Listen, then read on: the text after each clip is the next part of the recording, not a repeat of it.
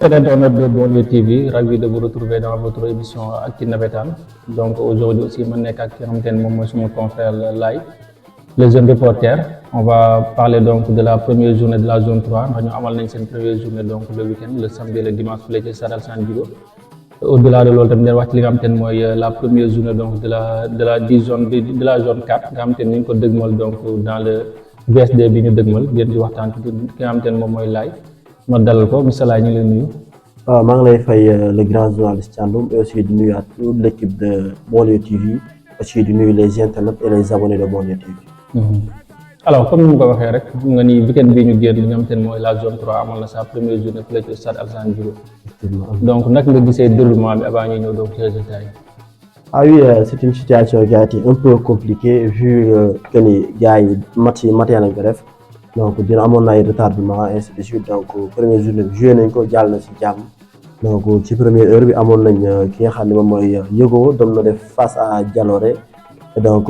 c'est Jalooré qui a remporté le choc sur le score de 2-0. En deuxième heure aussi il y avait Magadan et Mom Serew donc c'est la victoire des Danois. Alors comme premier match wax nga ko Jalooré daal di gagné 2-1. ñu bëri ñu ko doon xaar par rapport ak équipe Jalooré recrutement yi nga xamante ne tey def na ko def mercato bu am solo nag nga gisee match boobu équipe Jalooré. Ah oui, c'était un match équilibré donc le score ne reflète pas la physionomie du match. Il y avait beaucoup d'occasions côté Yego donc c'est le réalisme des attaquants de Jalooré qui a fait la différence donc nous ngi Jalooré daal koy doon 2-1 mais il y avait une très bonne équipe de Yego qui était en place. Une très bonne équipe de Yego. Donc mën na c'est un match plutôt équilibré. Alors donc en deuxième heure ñu amoon Magadan kenn dootu présenté au niveau de la zone 3. diggante ak ki nga xamante ne moom mooy Mom Serew aussi moom te mu neen très attendu saison bi ñëpp ñu ko doon xaar par rapport ak mercato bu am solo bi ñu def. ku ci mel ñoom Ahmed Courtois ñoom Djily Gueye donc lim nga ko quoi ñoom Blaise tamit gisuñu ko avant ñu ñëw ci loolu résultat bi. Donc c'est la victoire de l'équipe danoise sur le score de 2-0. Donc c'est le même scénario avec la première heure donc le score n'a pas reflété vraiment la physionomie du match. Il y avait une très bonne équipe de Mom Serew, une équipe de Mom Serew létale, donc qui a proposé beaucoup de choses. Les deux équipes ont jaugé, donc les occasions se multipliaient et les deux équipes se rendaient coup pour coup, donc avec un rythme effréné. Donc c'est l'erreur du défenseur central, l'erreur monumentale du défenseur de l'AS Mom Serew aussi, qui a coûté très cher à l'équipe de Mom Serew. Donc sur le deuxième but également, il y avait la perte de balle de Cancelo. Donc qui a permis à l'équipe danoise de doubler la mise. Donc c'est la victoire de l'équipe danoise sur le score de 2-0. Aussi, sans oublier aussi de parler de la très belle équipe de Mom Serew, de Magadan autant pour moi. De Magadan. Donc là en wolof aussi pour ñuy seetaan donc gis nañ ne Magadan année yi passé yëpp cette équipe mën nañ duñ ko wane. Seen mercato doo dégg coow lu bëri mais à chaque fois bu ñu ñëwee dañu am benn équipe bu joueuse. Effectivement parce que tey dañu teg benn équipe boo xam ne tey y avait la présence de club. L'emblématique capitaine et l'ancien capitaine de l'AS Ceddo 80, il y avait Ahmed Dieye également et de très bons joueurs avec un très bon coach Diagne aussi. Donc nous daal di def match bu baax donc comme ni nga wax rek Magadan boo xoolee 3 dernières années équipe bi joueuse day am peut-être sens moo xaw a manqué mais peut-être cette année sera la bonne. Concernant Mom Serew yan manquement nga gis équipe bi gars yi ñu ngi ko doon xaar. Donc côté Mom Serew on peut dire manque de sens avec la malchance on peut dire parce que c'était une très bonne équipe de Mom Serew. Qui a joué contre Magadan. Donc ils ont multiplié les occasions. Voilà, et l'erreur de la défense. Donc mënuñu si wax lu bëri parce que erreur ñaari bi yëpp ci ay erreur la. Donc ci défense Mom Serew aussi mën nañu ñu def erreur aussi dañoo livrer un très bon match. Donc manque de sens lañ gis côté Mom Serew. Alors le dimanche aussi nekkoon tamit une journée très attendue. En première heure ñu amoon ñetti mbaar diggante bi nga xamante ne moom mooy Minam. Donc finalement ñetti mbaar daal koy emporté donc fi nga xamante ne moom mooy 2-0. waaw boo xoolee résultat boobu bettul ñu bëri quoi parce que comme je disais hier donc ñetti mbaar équipe bu cosaan la donc équipe yu gën a expérimenté zone 3 ci lañ bokk donc joué nañ daal di gagné le match facilement devant Minam donc y avait pas de grand chose. kon gisoo benn opposition de taille boo xam te ne Minam def na ko quoi. Bon non. Bon c'est Mom Serew c'est ñetti mbaar qui a joué et c'est ñetti mbaar qui a gagné. Alors ñu wax donc ci deuxième match bi diggante Guy ak Walidane. Donc naka nga gisee match boobu tam sur le plan tactique. Ah oui, c'est un match largement dominé par les enfants de Ndiadiane Djimé, par les partenaires de Moussa Baldé qui ont livré un très bon match. qui ont multiplié les occasions, qui ont dominé, qui ont gagné le match. Mais sur le plan tactiquement, naka nga gisee ñaari équipe. Effectivement, donc c'est un match qui a été dominé par l'ASC Guy tout au long du match. Donc bon, au niveau du milieu de terrain, Guy nous a joué avec la présence admirable de Ozil et de Ahmed Dibala, donc avec Moustapha au cours du jeu qui a joué comme sentinelle. Donc c'est un match dominé par l'ASC Guy. Il n'y avait pas de la bataille tactique. Mais gis nañ aussi la match bi yombul woon ci Guy gi gis nañ tamit benn présence boo am te ni sinon en première période mun nañu wàllu daam doon posé na ko deneen mu problème waaw. Bon, je pense que Thiandoum côté boobu mën nañu y avait manque de sens. Donc boo xoolee attaquant Guy am nañ fi occasion net de but, le ballon de Messi qui a frôlé le poteau, également la frappe croisée d'Ahmed Dibala aussi qui a frôlé le poteau. Donc boo xoolee manque de sens la rek, mais il y avait une équipe de Waldam fantomatiquement à la première période. Nga am aussi benn absence boo xamante ne c'était une absence donc de taille mu nekk Assane l'absence de Assane. Et que centre tamit ni xaw na manque indi benn manque d'équilibre ci militaire Waldam. Ah oui, une équipe de Waldam orphelin de Assane, donc ça a posé du problème parce que boo xoolee amuloon benn militaire bi nga xam ne mooy assuré di casser la première ligne adverse wala di génne passe yi. Boo xoolee manqué woon na jeu trop côté militaire bi. Absence Assane bi moom dafa affiché wu carrément. Le match de Paumar Messi parce que wax nga ko il était très attendu face à son ancienne équipe son ASC de cœur comme ni nga ko waxee woon nag nga gisee keroog match. Oui, Paumar il a joué comme un grand joueur, donc comme je disais dafa joué ak li ñu naan il était altruiste quoi. Donc boo xoolee comme ni ñu koy xaaree pour mu jouer individuellement mais keroog altruiste la demee. mu nga di jouer daal di gën a focaliser wu si li nga xam ne moom mooy passe yi. avec une occasion nette de but. Donc occasion wax ni mën nañu wax ni manque de sens la parce que bi ko nga xamante ni Ozil offrir na ko caviar donc face au portier de l'ASC Gunaas Arona, donc il a totalement battu le portier, donc c'est le poteau qui a sauvé l'équipe danoise sur cette action. Donc il a fait un très bon match. Voilà, nekkoon côté sortant boo xamante ne vraiment donc mun nañ ni côté Waldam amoon nañ ay pression donc ci occasion boobu. Comme ni nga ko waxee bis pa amoon boo xamante ne te wane na benn maturité bi surtout donc mun sportivité bi ak fair play parfois da ngay benn joueur Waldam bu daanoo wala mu am contact day dem yëkkati la xam ñëw daal di prendre les informations. Oui, comme je disais tantôt, donc il a joué avec maturité, il a joué comme un grand joueur, donc il a maîtrisé la situation. Donc loolu lañ doon xaar ci moom. Alors là par rapport équipe bu Guy gi parce que tamit jàngat yi day bëri donc ñëpp gis nañ ni gagné na mais est-ce que tamit côté contenu amul loo xam te ne xaw na des parce que équipe la boo xam te ne aussi bokk na ci les grandes ASC donc au niveau de Guédiawaye gars yi leen di xaar. Non man côté boobu man dama gis ni keroog équipe Guy gi bi livré na un très bon match. te boo xoolee du début à la fin dañoo multiplier les occasions di pousser di génn du jouer aussi tamit boo xoolee c'est un match facile pour l'équipe de Guy gi. Donc pour man prestation bu majuscule lañ def waa Guy gi. Donc bi ma gis noonu li nga xam ne gars yi gis nañ ko ni am na lu des wala dara donc ils ont assuré au niveau de la défense Mario ak Dev assuré nañ ko. ci côté aussi il y avait Kéla Badji, il y avait Moussa Baldé sur le côté droit. Au niveau du milieu de terrain Moustapha aussi il a fait son match, il a été phénoménal. Aussi la présence aussi admirable comme je disais tantôt de Ozil et de Dybala. Donc boo xoolee même sur le but c'est la passe de Ahmed Dybala qui a fait la différence. Aussi Ozil tamit def na ay passes yi nga xamante ni yu extraordinaire la. Au niveau de l'attaque aussi Abdou Manga c'est le buteur.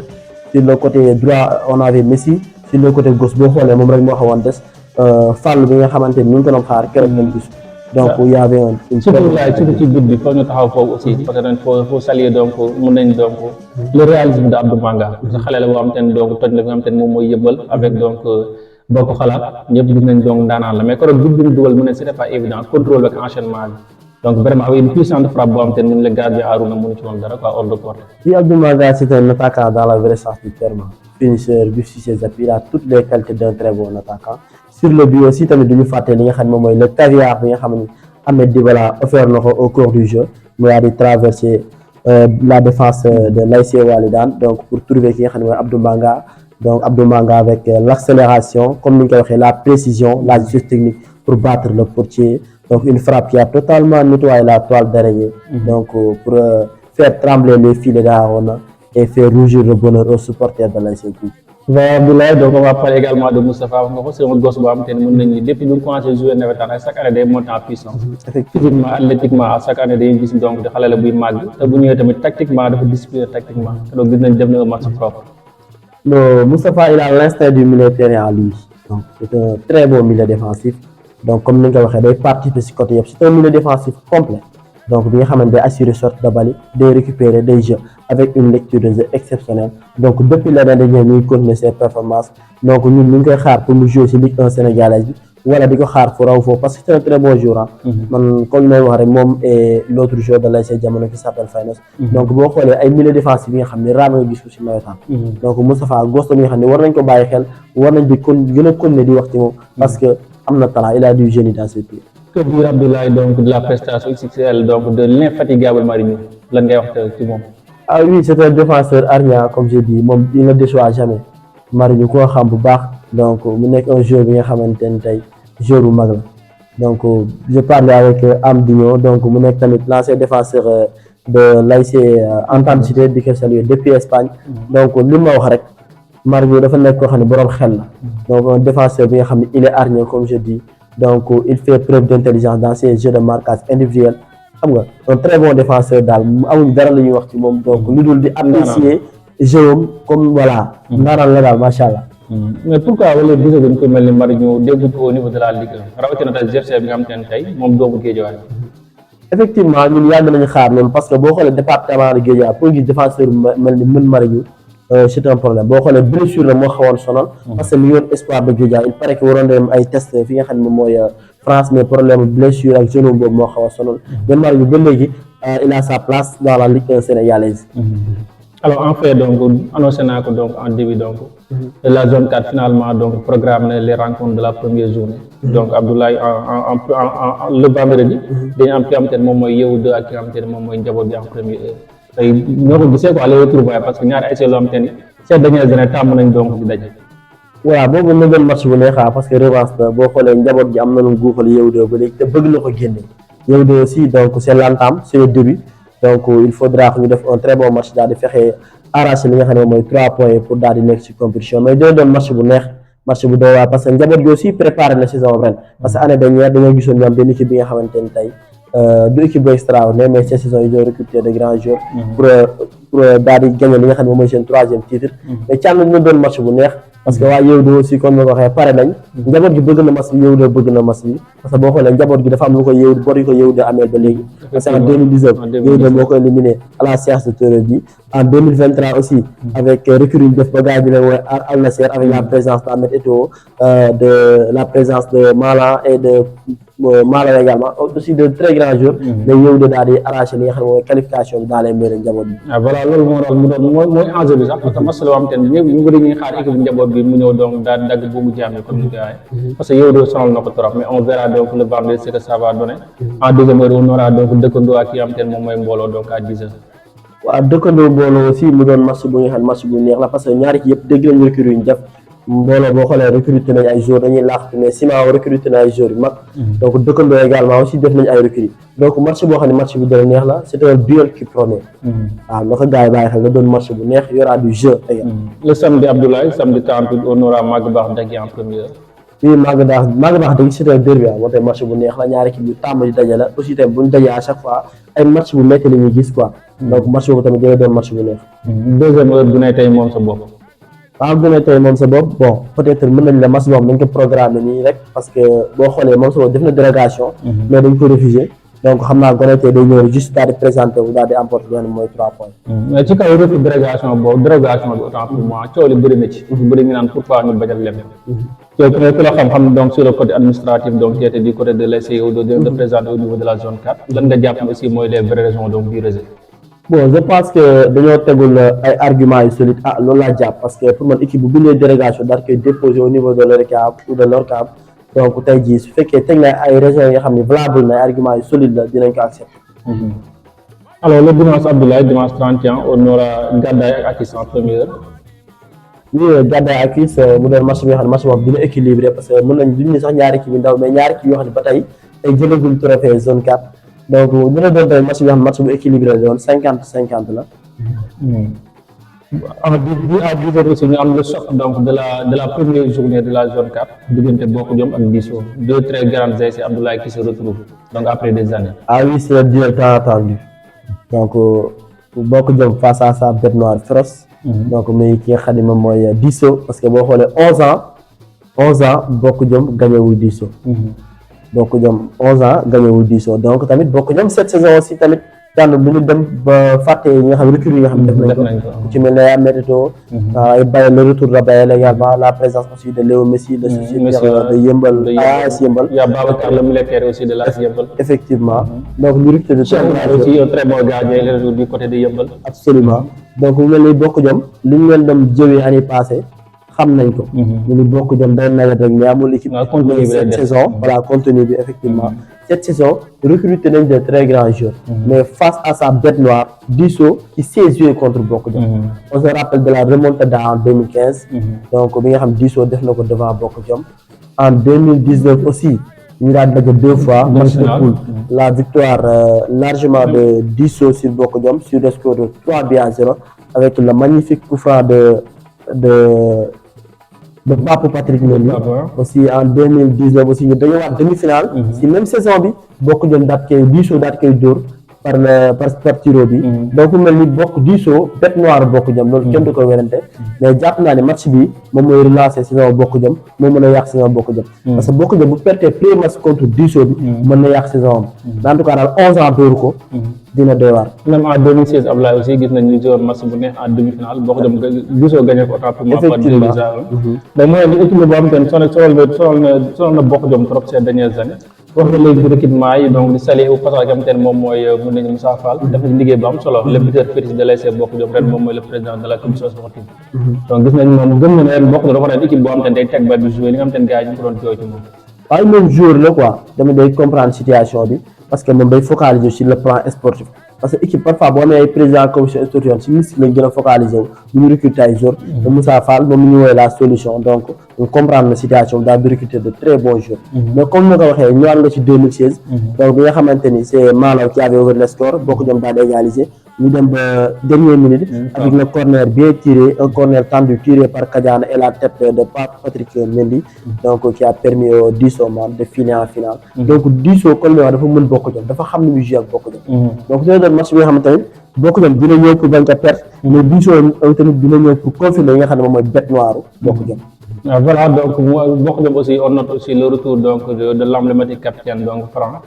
daaw mu demoon du côté de l'ASC Djibo y a Seydou aussi qui revient daaw mu defoon déplacement au niveau donc de l'ASC Djoko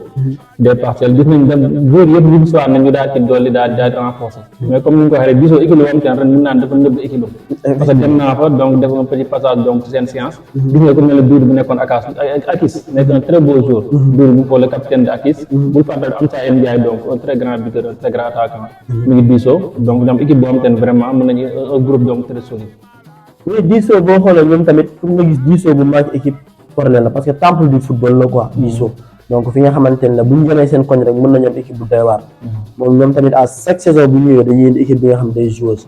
voilà comme ni nga ko waxee Amsa Ndiaye c'est un très bon attaquant donc Doudou également avec d'autres joueurs donc Disso aussi chaque saison ñoom dañuy am but daal di décrire une nouvelle histoire boo xoolee depuis 2012 ba léegi Disso jëlul coupe donc il est temps ñoom ñu daal def la différence parce que presque 13 ans xaw ma 15 ans donc Disso jëlul coupe cette saison bëgg nañ jël ko. mais wax naa ko sànq laay tey bu ñu yóbbee Alassane Djigo ku ne xam ne du point de vue organisation donc du mel comme Amadou Bari ni mu meloon naka gisee organisation est-ce que gars yi am nañ ci ay difficultés. waaw boo xoolee Pikine gars yi ñuy gérer bien la situation quoi parce que boo xoolee match bu ñu wàll daal même enjeu la am ak Disso Bokk Jom te gars yi gérer la situation ba amul coow amul dara donc organisation bi actuellement pour le moment ñu ngi koy gérer bu baax a baax au niveau de la zone. alors ban message ngay lancé ñu jox gars yi rendez-vous nga xam te ne moom mooy la première journée de la zone 4. voilà message bi ñuy lancé rek mooy ñu wax ci la non violence donc di gën a ñaax xale yi rek que ni dëkk jàmbur lañ jëm donc Pikine lañ jëm ñuy aal seen stade tamit dina remercier bu baax ci côté boobu les Pikinois donc dañuy accueillir de façon extraordinaire daal di ñëw daal di ànd ak ñun di seetaan suñu mas keroog gisoo nga la présence de Malaw au niveau de la tribune de l'ASC